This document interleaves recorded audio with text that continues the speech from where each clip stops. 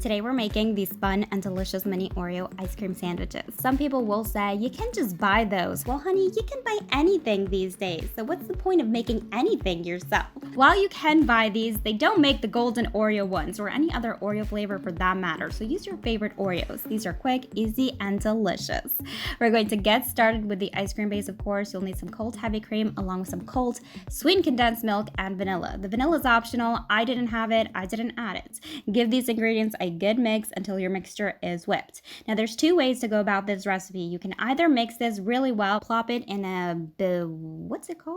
in a piping bag and fill your cookies, kind of like I did for my ice cream birthday cake. It was a hot day though, and my mixture was not cooperating. So the other option is to just transfer it into a baking dish lined with some parchment paper. With this recipe, you should be able to fill two 8-inch square pans. You do want to smooth it out, just for a pretty presentation, optional. And yes, this does need to go in the freezer overnight. Fast forward to the next day, take your ice cream base out of the pan. This is why we use the parchment paper, super easy.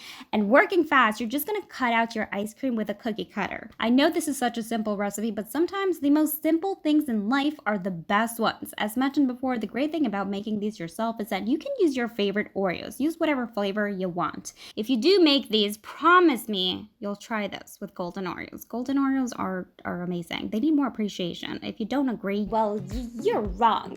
Now, I will say these are dangerous. One just isn't enough. You'll have 4, 5, 6 of these. They're that good.